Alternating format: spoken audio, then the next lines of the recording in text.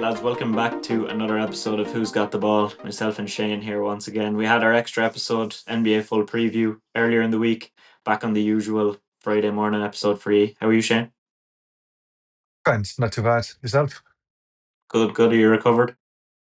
Oh, I actually think you poisoned me, or else I poisoned myself. So earlier again, before the last episode, James was down in Limerick for the weekend, and we had quite a night, and To say the morning. I think least. it was 5 o'clock by the time we went to bed, which is just absolutely ridiculous at my age, really. Great to have you down.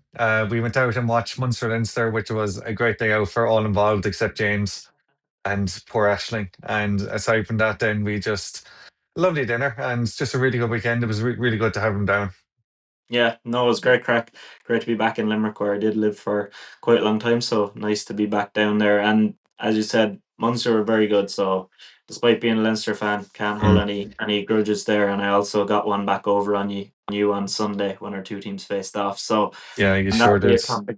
Once we get into the episode, it was radio silence from Shane on Sunday. It was a mixture of a horrible hangover and a Liverpool loss to United. So that was I think it yeah, was a pretty definitely tough one for more. you. It was more the hangover, but that loss did not help. I ate my first thing on Sunday at 9:30.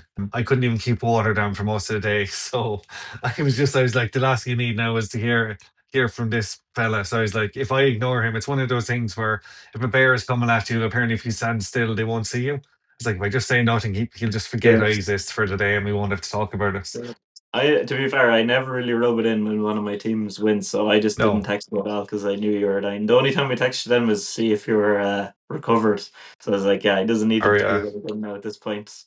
But we talked about a lot of things. That was one of them on this week's episode. We started off with the NBA. We wanted to give kind of a quick chat about some of the couple of opening night games and what stood out to us in the first few nights of NBA action. But then there was a huge gambling scandal that the FBI is looking into, and NBA coach and player have both been arrested, Chauncey Billups and Terry Rozier. So we did talk about that for quite a few minutes because that was crazy story that came out. We just had to cover mental. it. So you'll hear all about that. We went from that into the NFL. We have a new segment for you every week, Clutch Player of the Week. So go and give that a listen to hear who won it the first time around. And then we talked about the Chiefs. Are they just going to do it again? Certainly looks that way over the last couple of weeks. Then we moved on. Performance of the weekend for the Premier League as usual this week. As I mentioned, it was United beating Liverpool. We went into some of Liverpool's issues as well, that they've been underperforming. What the reason behind that is. We went to another Forest sacking and another Forest hiring of a manager. It's the second time this season we've had to do that. And then we previewed Arsenal and Palace on Sunday. We also had Gan Seans along the way and the power rankings as usual. We've got a little teaser for you. There was the first on-air sneeze that we've ever had on the podcast. It was from Shane, so we'll give you that much. But if someone can listen in and give us the exact minute, exact time that happened, we'll revolute you a fiver. So best of luck to you. Go and find that sneeze. And let's get into the episode. All right, so we had originally planned just going over the first couple of nights of NBA action. Obviously, it's just back. We did a full preview episode that came out on Tuesday, so if you missed that one, go back and give it a listen. But we said we'll lead with it at the top of the show. We will talk about the couple of opening nights, but there's another massive NBA story that just dropped, which is pretty nuts. But we'll get onto that in a minute. Let's start with night 1 and 2. Plenty of games, plenty of big moments already, plenty of shocks. What stood out to you so far out of the opening 2 nights of games? Two players in particular have stood out to me from what I've seen. I thought what Shengun did on night one was unbelievable. I thought he was absolutely brilliant against OKC. But then along came that freak of nature last night, Wemby, and just what he was doing last night is it's out of this world. That one play I sent you earlier where he makes the block, goes up, gets the ball back, does a step back three and gets the 4 point play. I was looking Yeah, at some of his highlights. He was doing like a windmill. Like he's 7'5". Like he shouldn't be yeah, able to do windmill dunks and he's an absolute freak. And I don't care what anyone says. I honestly think he's probably the best player in the NBA at the moment.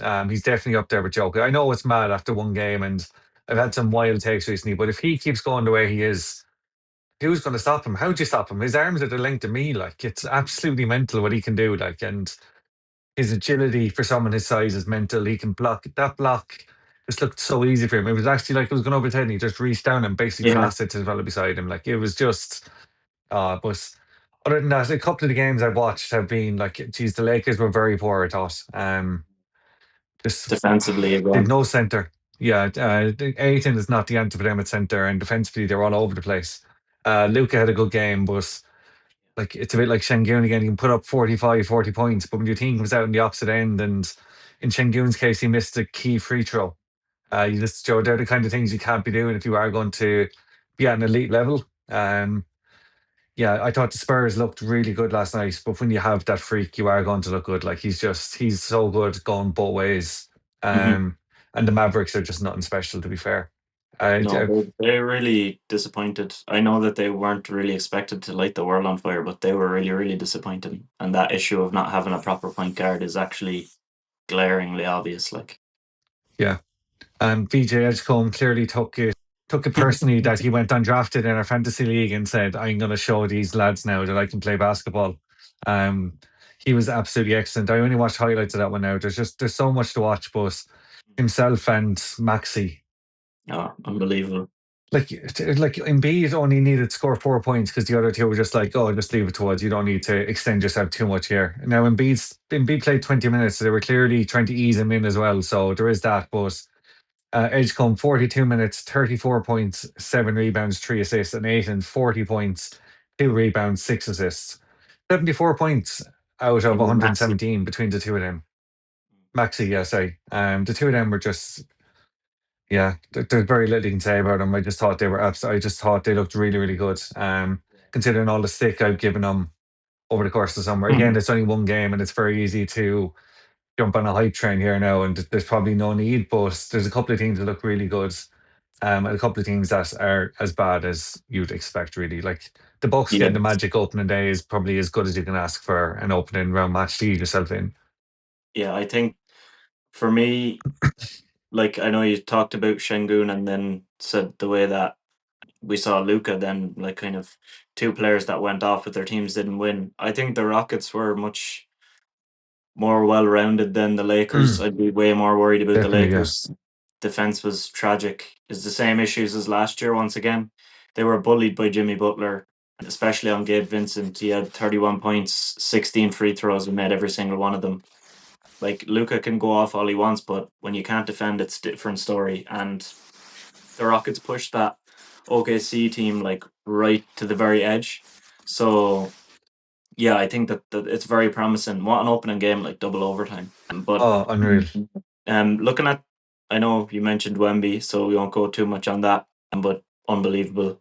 And the Sixers, for me, they continued where they left off last year in terms of defending teams that shoot threes. They were really bad at it last year, and they're really bad at it again.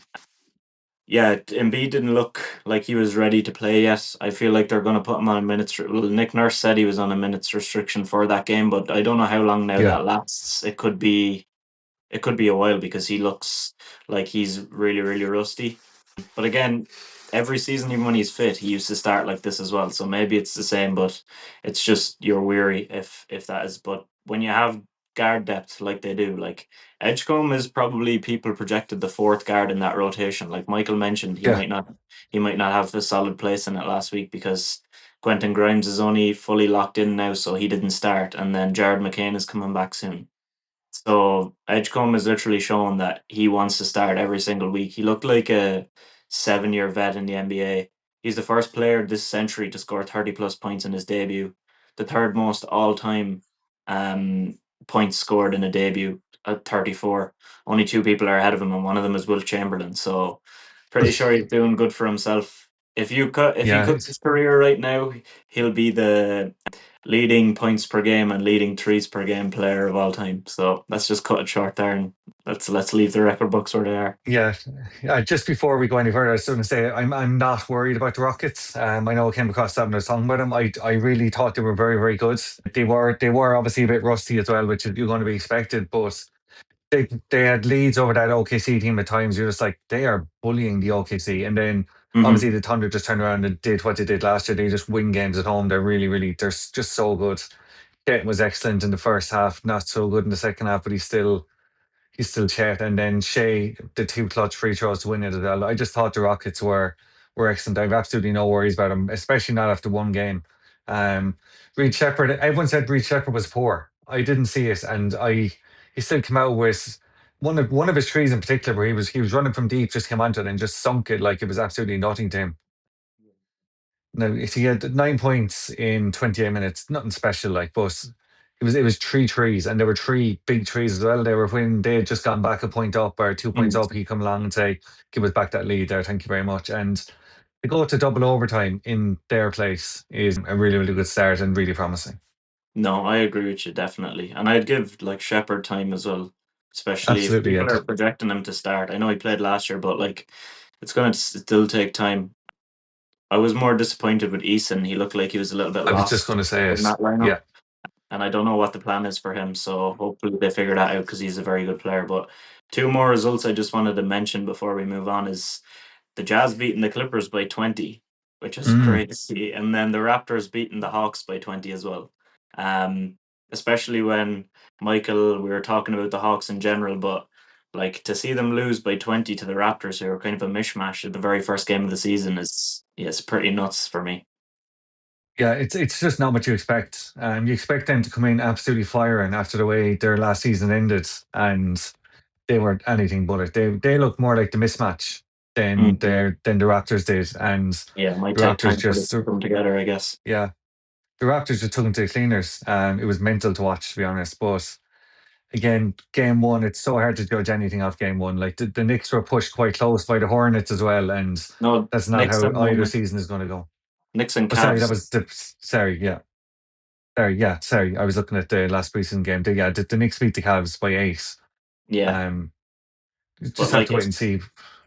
I think the Knicks and Cavs game was like kind of a mix because you looked at the starting lineups and you're like, oh well, if this is like fully packed, like it's gonna look way different. Both of the teams had injuries, but then the Knicks, Ananobi especially, looked really really good. So I I think the Knicks looked good in their first Mike Brown game, but again it was against a weakened Cavs team, and they kind of went hero ball with Donovan Mitchell in the second half. Now he was on fire, but you know Mm. that's not what the way they want to play. But yeah, couple of massive nights to start the season. Always exciting as always. We still have only the Nuggets and Pacers haven't played yet. They'll play tonight, so you guys will know what's the crack with them by the time this episode comes out. Let's move on to this Just mad story. 81 games to go. Just Only 81. 81 games to go. Yeah. What a long road ahead we have, and it's already Oh, started. We're literally in day yeah. one, and we have this huge story already. So, what we're going to talk about is Chauncey Billups and Terry Rozier have both been arrested by the FBI to do with oh Jesus, what was that? Illegal gambling cases. So I'm going to just give like a synopsis from a report. This is pulled from BBC. They called them NBA stars, and they called Chauncey Billups a star, who's the head coach of the Blazers. But anyway, the first case alleges six defendants used insider information, and in some cases, players altered their performances to manipulate bets. The second involves 31 defendants accused of participating in rigged illegal poker games. So both Billups and Rozier are placed on immediate leave by obviously two, like one by the, I think both it was enforced by the NBA, but you have the Blazers head coach now on immediate leave, and also one of the Heat's players who, yeah, it looked like the last few years he didn't remember how to play basketball, and obviously now we know why, because surely some of the things he was doing was just in order to fix games and things like that. Because if you're looking here, this is where it gets a bit mad now. To be honest, it's that so fake injuries. 7 NBA games between February 23 and March 2024 have been identified as part of the case. Terry Rozier and also Damon Jones is involved.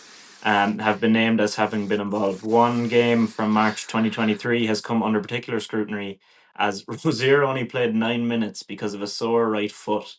And obviously, people bet on his over, or he told people, I'm going to go out in this game. I don't know exactly what happened, but that's what's going to come out. And then looking at Allegedly. We have to say allegedly on all always of these. allegedly, yeah. But then they talk about this as crazy rigged poker games. So in a separate but related case, which is also thought to involve Billups for a number of years. 31 defendants alleged to have participated in a scheme of rigged poker games. Targeted victims were to play in rigged games with former athletes, unaware that everybody else, including dealer and other players, were in on the scam. Altered contact lenses and X-ray tables were used to read cards face down. At this point, the mafia became involved and took a cut in the proceedings. The defendants have all been charged with conspiracy to commit wire fraud and money laundering. Illegal winnings were made through a scheme by betting on inside non-public information about NBA athletes. And there's even some stuff about gunpoint robbery here. So it's hard to know how much Billups and Rozier were involved in that side of things, but the whole story is absolutely nuts. I want to start by saying if they have X-ray contact lenses, then I want to know what these are. I need to have a look at these things because it's outrageous. X-ray tables, contact lenses. This random lad rocked up and saying, "Oh, you're playing a game with Shane and James, two ex-NBA players tonight, and so you have a good chance of winning money. They have loads of money, so throw down what you have." You man throw down the keys to his house and get it Yeah, taken off him because everything else is rigged. It's allegedly absolutely outrageous. And the FBI don't get involved in something like this unless they're absolutely certain. They're yeah. certain that They have the there's a info. case to be won here. Yeah. The lads are finished. They're absolutely finished. As you said about Rozier, there was a video going around on Twitter/X earlier, and people just like I knew he couldn't have just forgotten how to play basketball Yeah. overnight, and he's there. The loosest passes that you wouldn't see in a high school game between Ard Skull Pretending to and fall over and College stuff as Comp, well. like Like, it's it was oh so yeah, bad. oh just And like when you look back and you're thinking like how did this go on for so long when he was doing stuff like this and you're like, oh yeah, he's just getting older. It's like no, you don't go from being quality to falling over your own feet. It's like he was tying his laces together at times, like yeah, just mental, I absolutely mean, mental. you never actually know, but like things like that could be what drew the attention. Because I saw people on Twitter last year who had like bets on him or like were like watching the Heat fans being like, this guy must be like rigging games. Like, you know, the way you would say that sometimes and Yeah. like how bad someone's been. But it actually turned out to be true. And like, if they're making those assumptions, the FBI, like, if they get a sniff of something, then, and Oh, I they're know the jumping on it. director, Kash Patel, the FBI director, was like, said that the whole thing didn't make any sense. Obviously, he kind of said that. Well, now he's had some questionable quotes recently, but he said that like the whole thing was nuts, and obviously behind it all they have the evidence, as you said, because otherwise they wouldn't just step in here. Yeah, and that the amount of people that have been arrested on it as well, like, is not. Hmm. It's not rookie numbers. It's not one or The two being mafia arrested in the involved as hope well. of. Yeah, that's the crazy part. We haven't even mentioned that really, but it's like, oh, we haven't arrested one or two, and we'll see if we can make a case. It's like we've gone out and arrested every single person we think's involved in this in one go, in one fell swoop. Like Yeah, that doesn't happen very often. Not that you see in the news anyway, where it's like we've rounded up 32 people. We know the mafia are involved. We know this is what's happened. I like in a bad way. I'm kind of like it's like Joe rubbernecking at a car crash. Like I can't wait to see where this goes next. Like Joe, it's going to be this is going to be the story on everyone's lips for the next month. No matter what happens on the court, it's all going to come back to.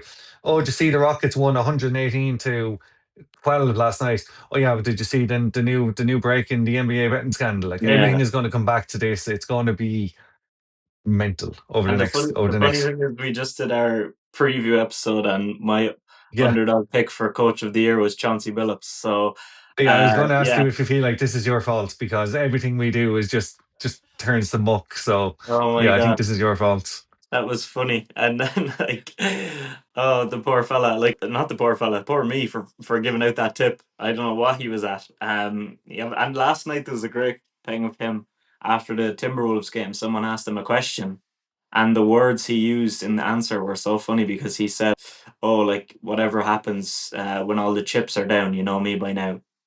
And it's just like that's like not in context of this, but it was just so funny that the very next day then this whole story comes out. But Yeah, yeah, we're gonna be keeping an eye on this one, and it was something we had to lead the show with because it's absolutely massive. Okay, let's move into some NFL action then.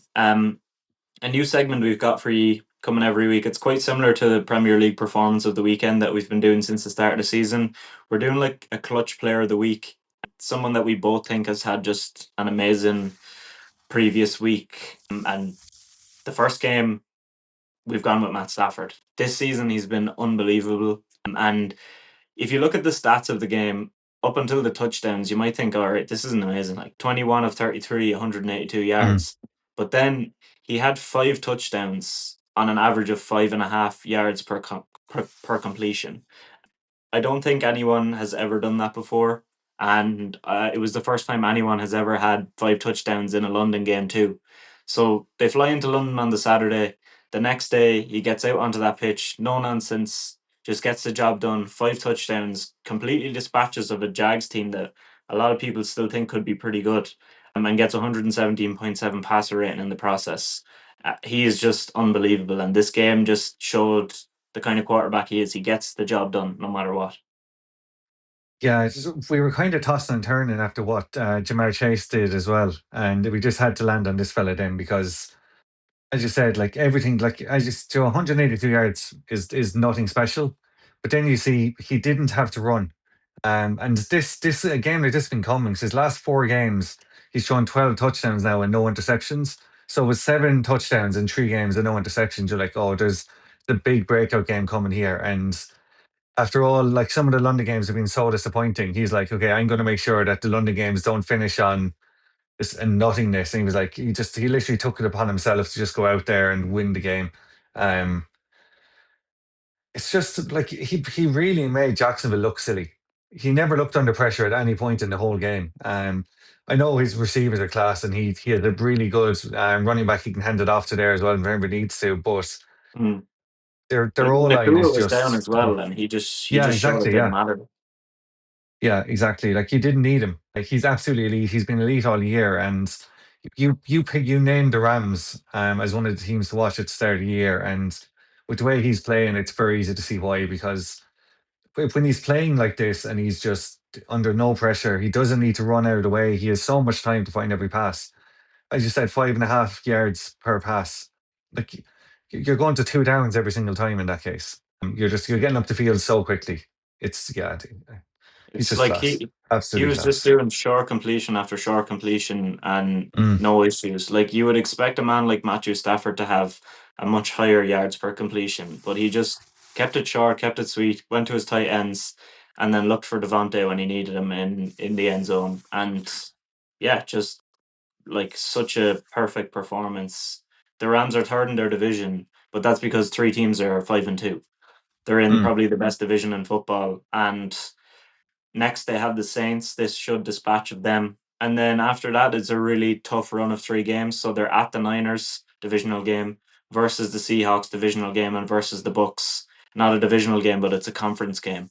Okay. So Yeah. those 3 games are absolutely huge. If they can come out of those 2-1 in a strong position, get a couple of games against division opponents, then I think my prediction of them getting to the Super Bowl, I'll be really confident in it at that point if that is what happens, especially with Stafford. Like people meant, I know I said it before, but before the season started, everyone was thinking, he's not going to be fit. This team isn't going to be good enough because he's not ready to go.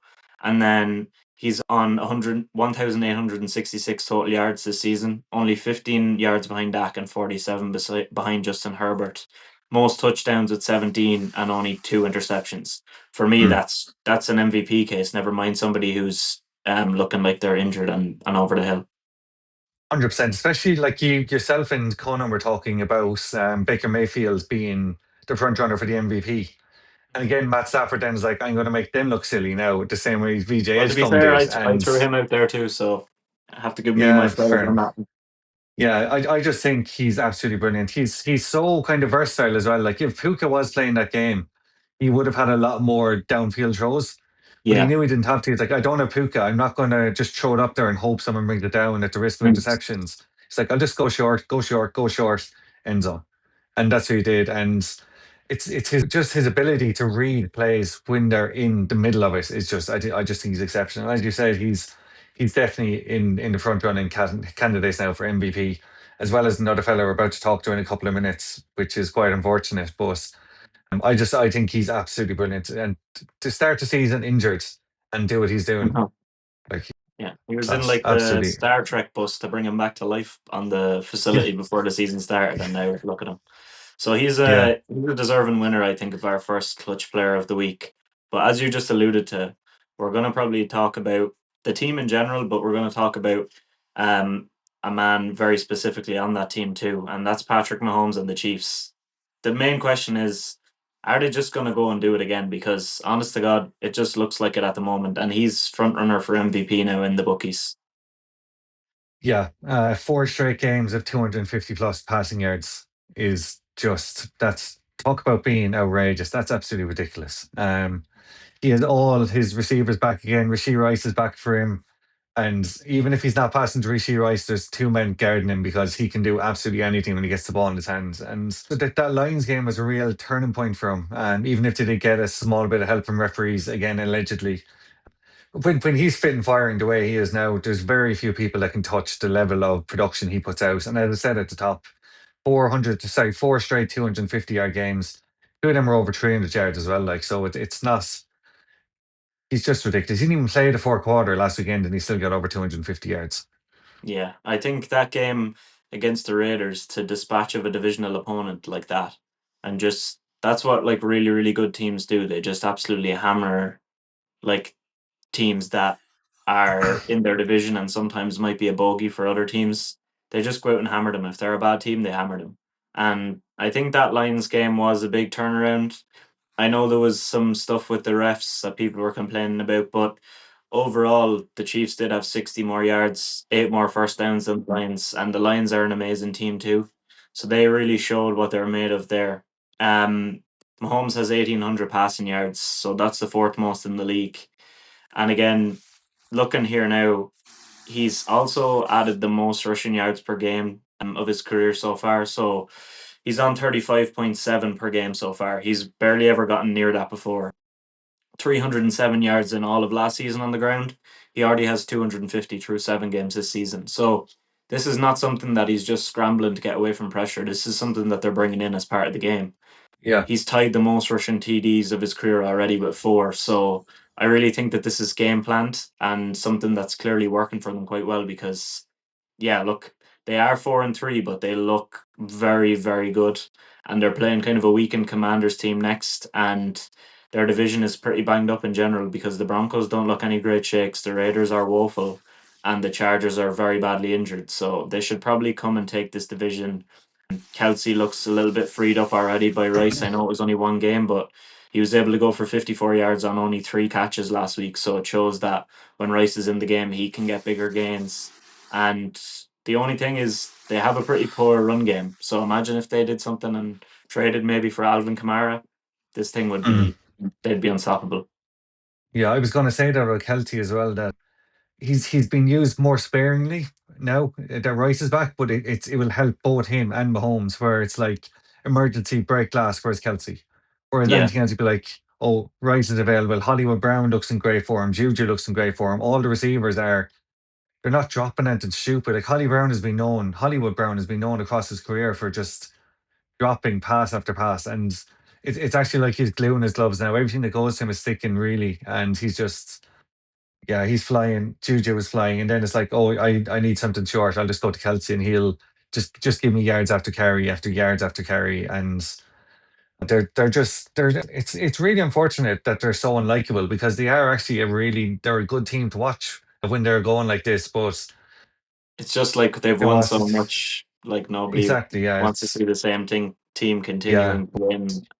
But they are very, very good. And we haven't even mentioned defense, but like overall across their defense, they're like for me one of the best in the league because they're the fifth defense overall in yards allowed per game with only 280 and third overall in points allowed per game with 17.7. But then, if you look, some teams you'd say they're performing really well defensively because they've a lot of turnovers or they have a high turnover differential.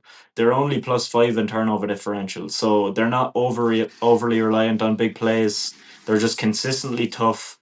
They play exactly the way Spags wants them to play. And so, like you look at it as like a bend, don't break kind of defense, but it's Mm. even less than that. It's literally stand firm and give up nothing at at some of their best times. So I think this whole team is so complete.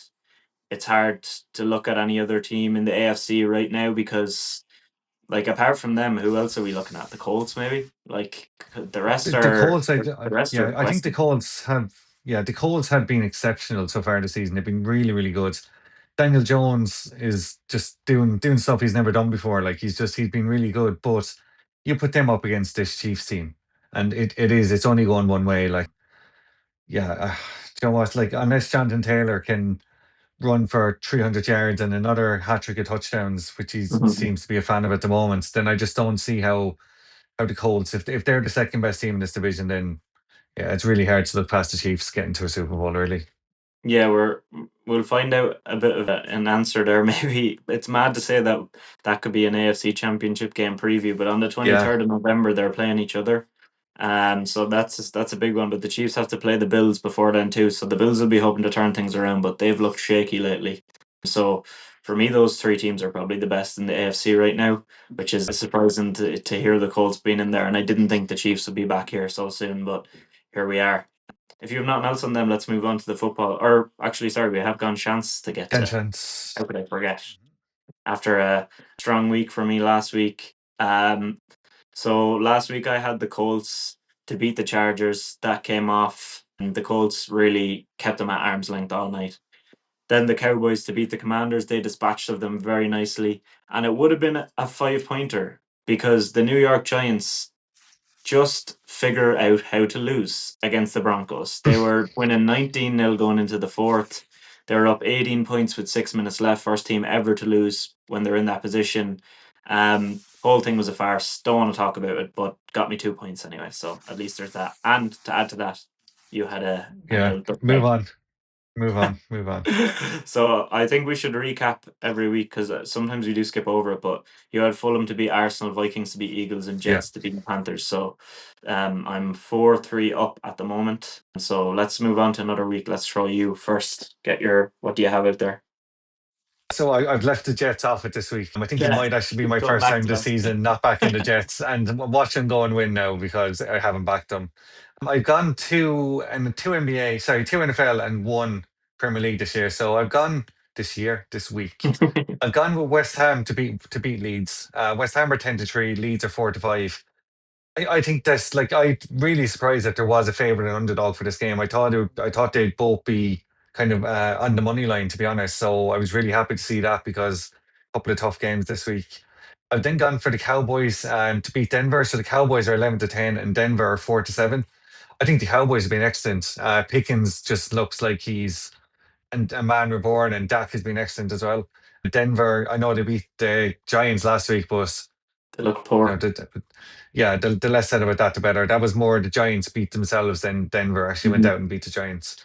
And then I have the Niners to beat the Texans, 11-10 versus 8-11. How Houston are favourites against this Niners team, even if it is Mac Jones under center, is a bit strange. And McCaffrey just looks like McCaffrey again. So yeah, I think there are three walk-ins, and I will. I'm this is the first week I'm confident of a 5 pointer.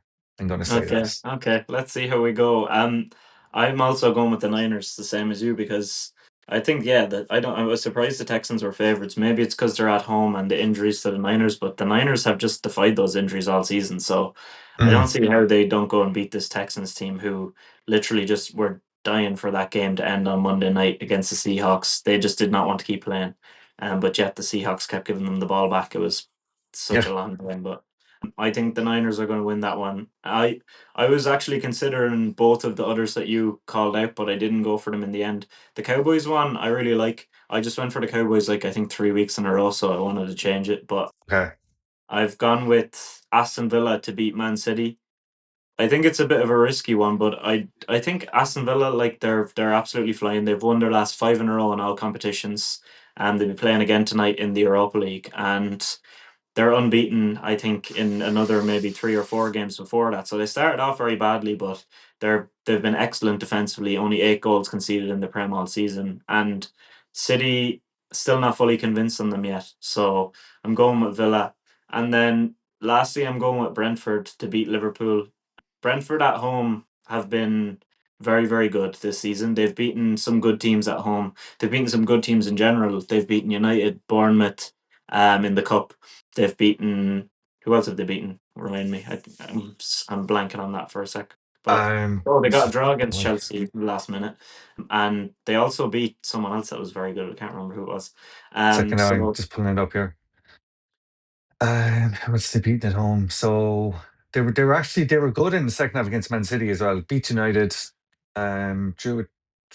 Oh, they beat Villa at Villa, home. yes, yes, yeah. That was what kind of started off people looking at them this season. So I like it because Yeah, I think they'll be able to frustrate Liverpool a lot in this game. They know they have the blueprint basically to win, I think. So that's why I'm going with them. But I really like the West Ham to beat Leeds one. And I was considering it. And then I just scrolled down to the Saturday games and I completely forgot to go back to that since it was on Friday. So anyway, what I'm are glad the you odds on that? had I the don't think same. you said. What are the odds on Brentford? Oh, sorry. Yeah, Brentford are 10-3. I didn't say anything. Brentford are 10-3 and Villa are 3-1. You already said the Niners. So if you add the three together, Yeah. it's 35-1. So it's a pretty hefty one this week. If So only if that you yeah, if only that United fan had been the Villa strand instead of the United strand, he'd have his hair cut by now yeah, after Villa won I five in was a row. I was thinking the exact same thing when I read it. I was like, 5 games in a row. They must be happy with that one because you can't Yeah. buy it over in Manchester. But anyway, My treble is 21-1. Sorry, I meant to say when I was finishing up my one there. nice. Yeah, more realistic odds there. I think yours are probably more realistic. I've gone with a couple of um Mad touchy ones. ones this week, but let's see how it goes. But anyway, we just spoke about it. United and Liverpool last weekend. Our performance of the weekend has gone to United for beating Liverpool. They won 2-1 away from home. Is the first time winning in Anfield for 9 years. I think it was just a really gritty performance, and for me, it was like a lot of pushback on like some narratives because the first one, I think we had talked about the stats behind United this season, and we both were under the kind of idea that yeah, you can have your stats, but you need to win games and you need to show it in results.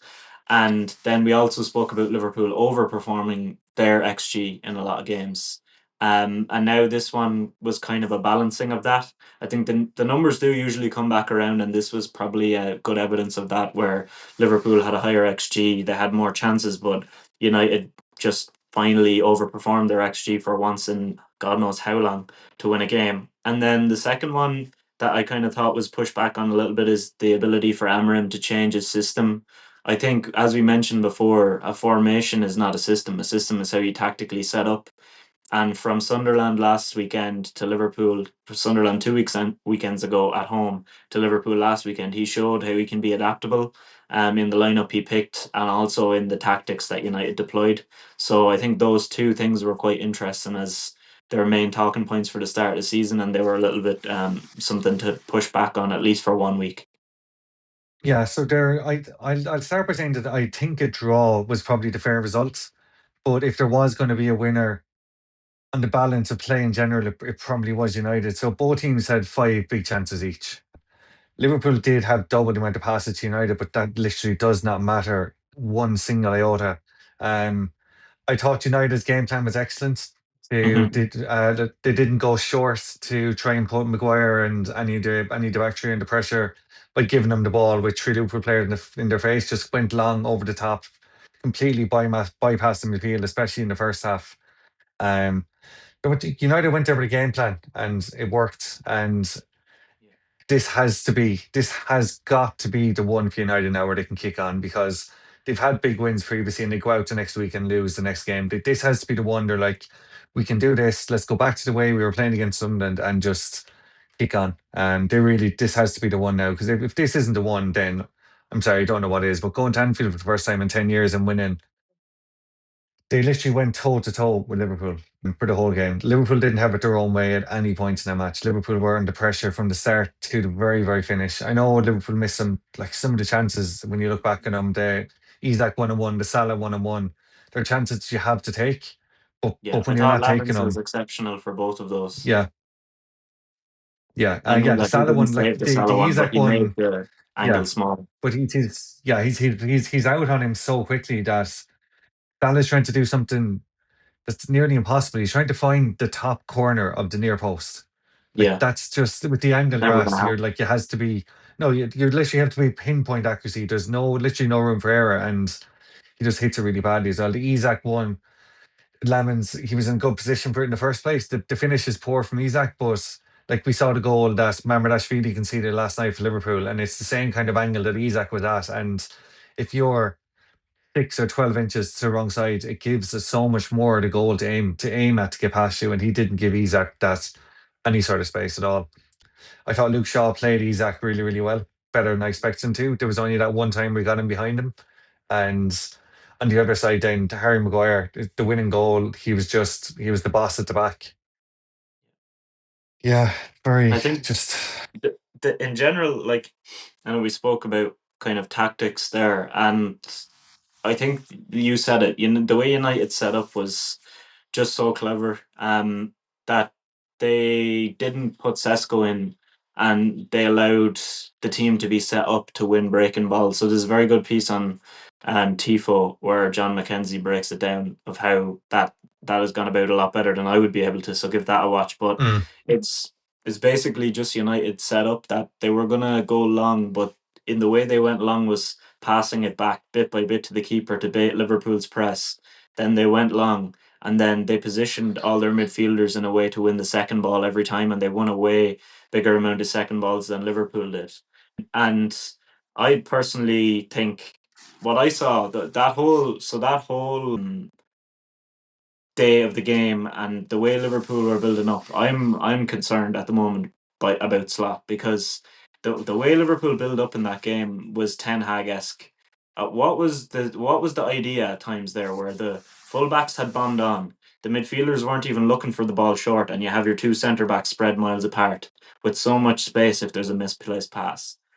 That is tactical negligence, and to be honest, after the game as well, he completely embarrassed himself in the media, I thought. Like, some of the things he said were laughable about United slow block and long balls. Now, the low block, of course, you're going to expect that to be in play. You signed Verts for over 100 million. He's a master at breaking down low blocks. You had him on the bench. And then the long balls, United only had like that was their tactic, of course, but they only still played like six more than Liverpool did in the whole game. So what's the complaint there on that? And to It was, follow up on that, yeah. then he said, what's the other point he said about Sesko not getting played, and then how other teams have done that too, changed the lineup. Like, you're a manager, you can't have a head loss after a loss like that. It's such a big loss, and all these things just came off as massive, massive sour grapes. And it's not just me picking that up as a United fan. The whole media in general was on it, and yeah, that's not a good look at all because I saw a lot of things that I've seen for United down the years there as well. Like the time when Van Dijk sliced the clearance and it smashed off Kirkes in the face, and then Van Dijk starts lacing into Kirkes. No, sorry, you misplaced that clearance. He's always first to jump on someone else. He was at fault for that Mbumo goal. Like, these little things they're small, but you need to nip them in the bud. And Slot needs to step in there and say, everyone, we lost that game. They tactically outclassed us. I didn't get it right, but let's move on to the next one. Let's fix this. Let's not make the small errors. Van Dyke, you need to do things differently. You need to communicate differently. I need to set the team up differently. So all those things were quite worrying for me because it just was a bad vibe all in general. And I know he came out and won 5-1 against Frankfurt, but that was probably something that you needed to do after that. Well, I think everything you said there is absolutely right, and I'll get on to Slot in a second. But what you're saying there, but that they needed the big performance. Van Dijk was man of the match last night, so he clearly had a word himself. Slot completely ripped up the playbook and played a completely new system last night. It took about a half an hour to get going, but after that, it was 100% the most complete performance we've had all season. And I know it's easier when you're winning to just kind of sit in and hold your shape and like you don't do anything stupid, but they were really, really good last night. But in the lead up to that game, class was in Dubai.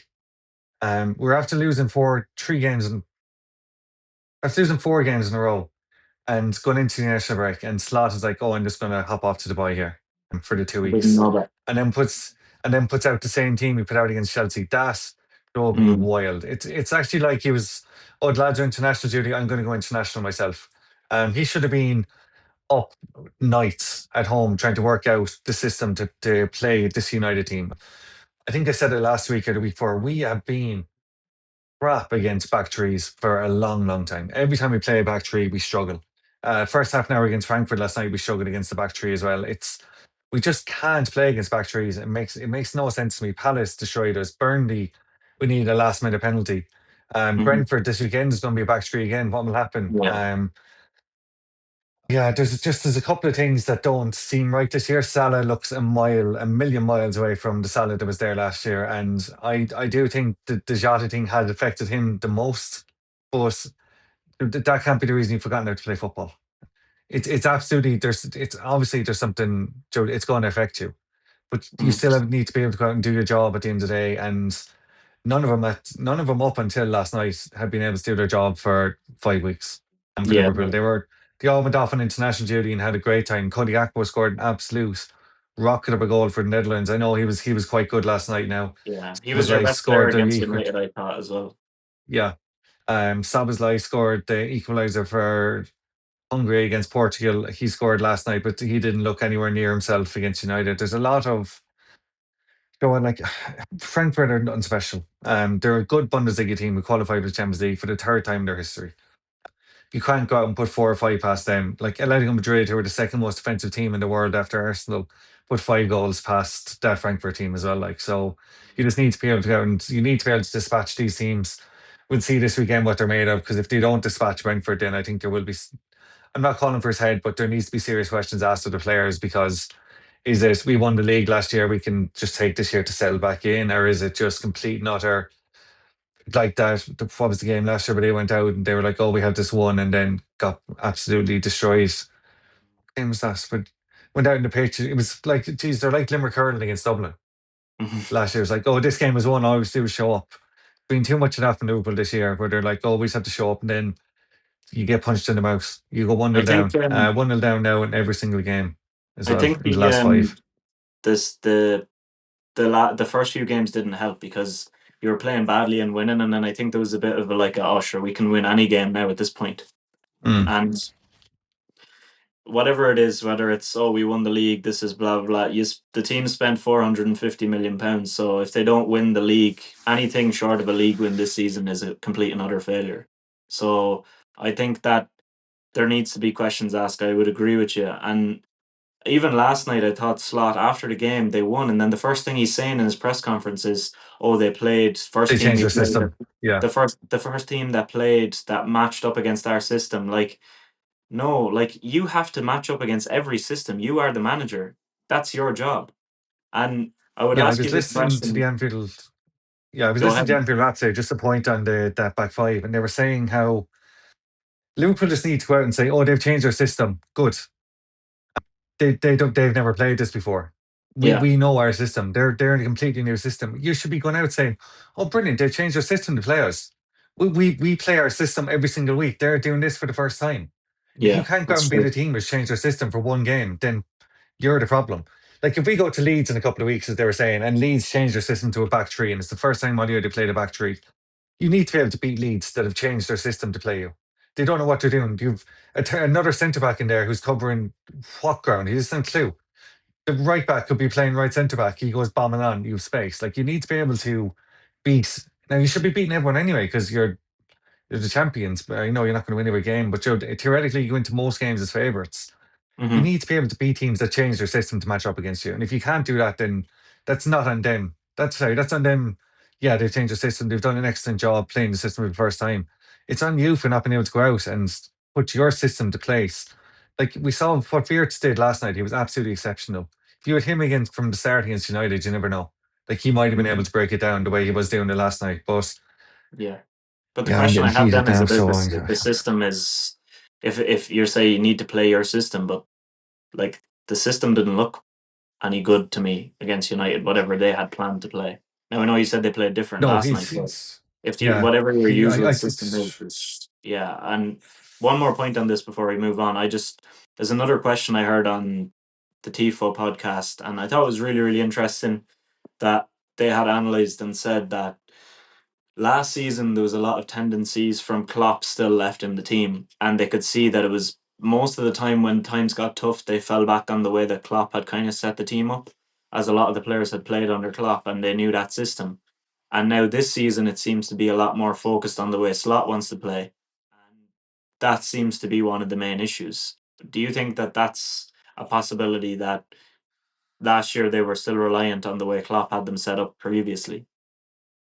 But he has changed the formation this year. So last year he just came in and did the Klopp 4-3-3, and it Hmm. worked. This year he's got more of a 4-2-3-1, and it's probably just taking them time to get used to. Like they were playing that system for the previous however long they're there, 3-4 years.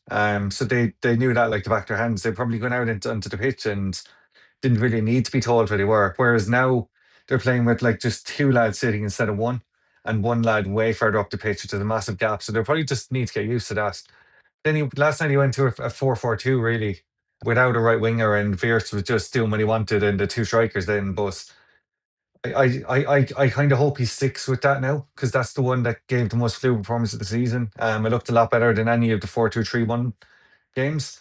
If he comes back now at the weekend and he's gone back to the 4-2-3-1 and Brentford run all over it again, then I'll happily come on here next Thursday and say the system is the problem. That the Yeah, system isn't working. But if he sticks to the one he did last night and goes out against Brentford and we beat them 3 or 4-0, we need a clean sheet more than that. I take a 1-0 rather than a 5-1 tomorrow or on Saturday, because we really, really need a clean sheet, because we're just conceding first in every single game. And you just can't keep doing that. yeah. I think that's 4-2-3-1. The way it can be played in different ways, but when you have the fullbacks playing the way they do, that's why I alluded to that Ten Hag kind of thing, because that was the exact same. I'd watched enough of it, so I knew what I was looking at when I saw it there. So yeah, Yeah. you don't want to have that as something that occurs regularly. But let's move on then. Once again, we're back here at Forest sacking a manager. And I'm happy to take my flowers on this one, because I said it from the start. Getting Ange was the complete wrong thing to do. I'm not one bit surprised it's gone the way it has. He's way out of his depth at this level, and I said it before.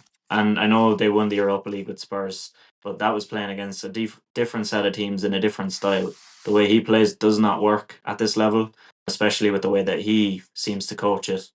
They needed to be firm and well disciplined during the time of transition, and he knew that. He knew the owner he was stepping into. He knew it was a volatile situation, yet he still had the team set up in a way that was allowed to not win for 8 in a row. Losing to Burnley, Swansea, Sunderland, Midtjylland in the Europa League, it just was not good enough. And now we've got Sean Dyche, so he is going to do the exact opposite and make sure this team does not concede goals. He'll even put himself out there if he has to. Like, it's a very different approach once again. So I don't know what Forest are at. I think the whole world and their mother knew that Ange was going to last no more than 10 games. Um, Ange probably took it. He was like, "Oh, I want to get a couple of million here in the bank, so I'm going to take it's going to go sign a 2-year deal at Forest and get sacked in 2 months' time." It was never going to work, as you said. All the players were signed in the summer for the system Nuno played, and then in comes Ange with the complete opposite. You couldn't find a more polar opposite manager to Mhm. Nuno than with Ange. It just never worked. They never got going. I know it's very quick to sack someone after 39 days, but sometimes you can't wait any longer. Mr. Marinakis he is what he is. Sending Ryan Yates out to do the press conferences afterwards was just a sign of what they are as a club at the moment. And him referring to him in the interview with TNT as Mr. Marinakis, actually, it's as bad as Morgan Gibbs White standing beside him on the pitch. Honestly, the way Ryan Yates was media trained to talk about Mr. Marinakis when he was talking to TNT. 18 minutes after the game finished, they're like, right, off you go. And Marinakis was gone from the stadium and all by that stage. It was left to someone else. And did you see that statement they put out for announcing the Sean Dyche? I know we're going to talk about Ange, but let's talk Yeah, about it's Forest for a AI second. generated. There was no mention of Mr. Marinakis in it, which surprised me for a start. Yeah, Second of all, if someone wrote that as a thesis for a college course, people were like, what on earth is this load of nonsense? It was 1,000 words of nothingness. yeah. Um, It's just AI. I think definitely had to 100%. be. I think Sean Dyche is probably, yeah, like I still think they're in relegation trouble, to be perfectly honest, even with him. But I think you know what, he can't do worse than Ange. But they should have just put me and you in um dual control for a couple of games, and I think it would have went better than it did under Ange. Yeah, I think. Well, the players clearly weren't buying any of his tactical No. setup or his tactical nonsense. They were probably thinking this does not work for us, and it's not going to either. I was actually hoping that he would still be there when they played United the week after this one. Like United, that would have been a game where you're like, oh yeah, we have to win this. Now playing Sean Dyche, who's going to set them up impossible to break down. That's just a recipe for a disaster, and they might do what they did to United last year and hit them on the break. But Yeah, I saw a I would tweet as almost, well saying that Arsenal are the only one of the teams fighting for the league title that got to play Potter's West Ham and Ange's first. Um, Liverpool have played neither, and I think City only played West Ham as well. So Arsenal got two walkovers there, and the rest of them are going to have to fight for the points. So yeah. that's why Arsenal top of the league, not because they're good. Oh yeah, sure, of course. But I also remember you making a similar statement to the one I just made and saying that you hoped Amarim was still there when they came around so that you could play Yeah, I against them. did. So I'm glad he was still there to tactically outwork your glorious bald headed man. But Yeah, I think it must be really nice having the memory of of an early 20-year-old because I can't remember half of the nonsense you said over the last 44 weeks. But anytime I say something that's anywhere even close to stupid, you come back and say, "Oh, do you remember this on the 26th of this month and this year?" when Oh yeah, I you remember make up it. fake stats, yeah, those times too. Yeah, they just don't exist. Uh, I remember those.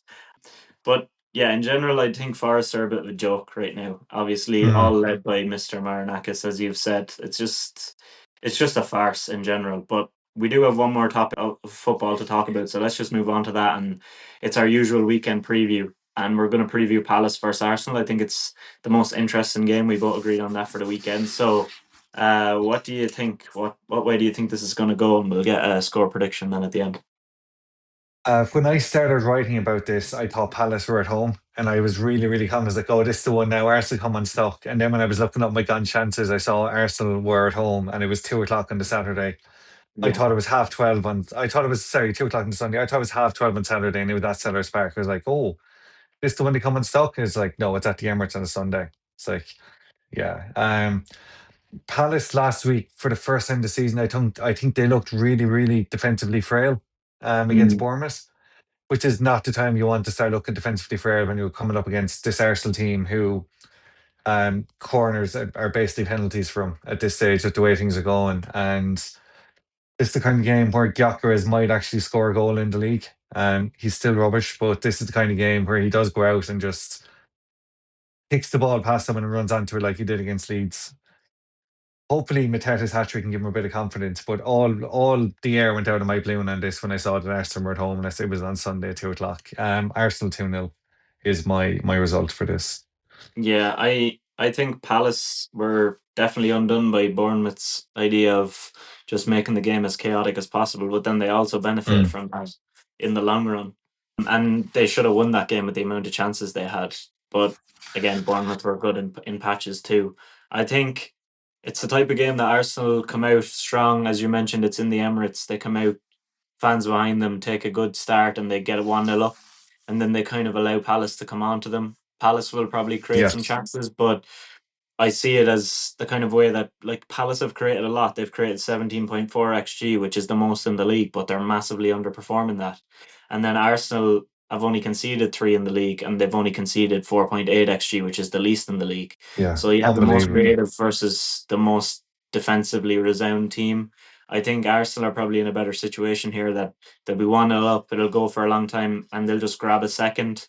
But I do think Palace will make another push and grab a goal. So I'm going with 2-1 to Arsenal, because I just think Palace have created a lot and Arsenal can't keep a clean sheet every single week. So I just feel like there might be a goal, but I still think they're going to win 2-1. And they Yeah, absolutely battered Atletico Madrid 4-0. As you mentioned, one of the best defensive sides. So they can clearly do it against good defensive sides too.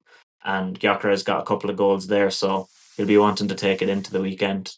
So yeah. I I think. thought Saka back in that first half was sensational. He was borderline unplayable in the first half as well against Atletico. If he It looks brings unbelievable since they came back. if he brings 50% of what he did against Atletico into this game, then Palace will have an awful time against him.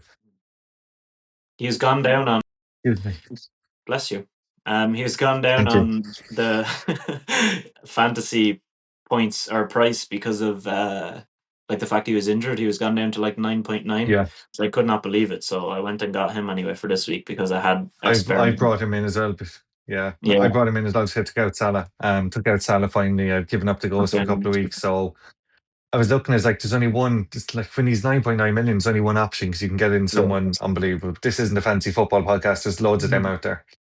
Yeah. So I think in general, Saka is going to be important. Eze will be interesting to see going playing back against Palace, how that will affect him. But Mm. and I think Saka is definitely going to be the recipe here for Arsenal to attack early on, and I do think we both think they're going to win. And I just want to do a callback because I know we mentioned earlier on when we were talking about Gan Chance. I said that Villa won 5 in a row.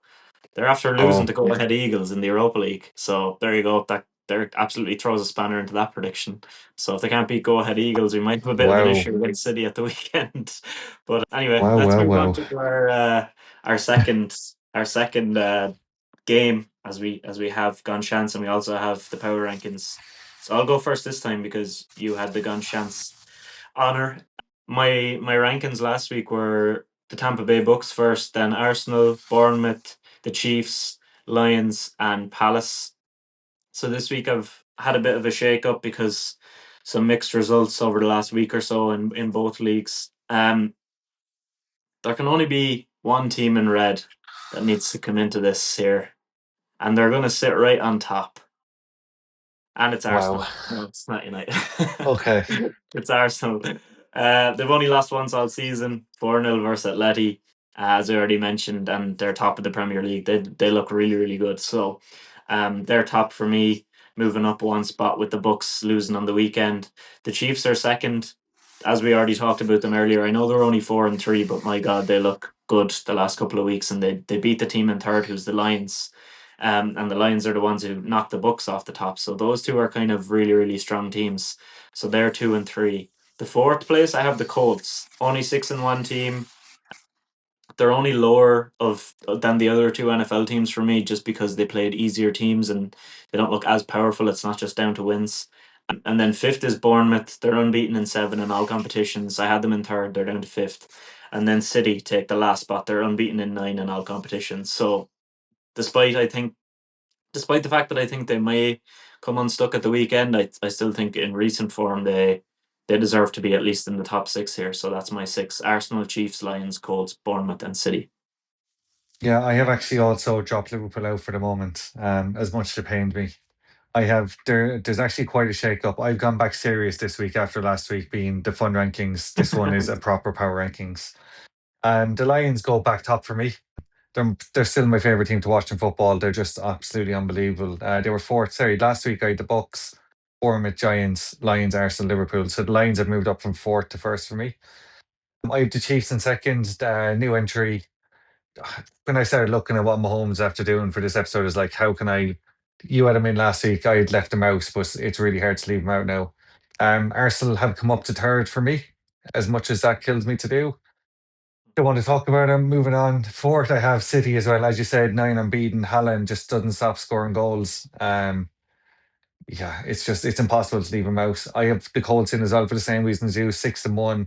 They do look like one of the best teams in football. Daniel Jones is the Daniel Jones that everyone knew he would be when once he left the Giants, especially you.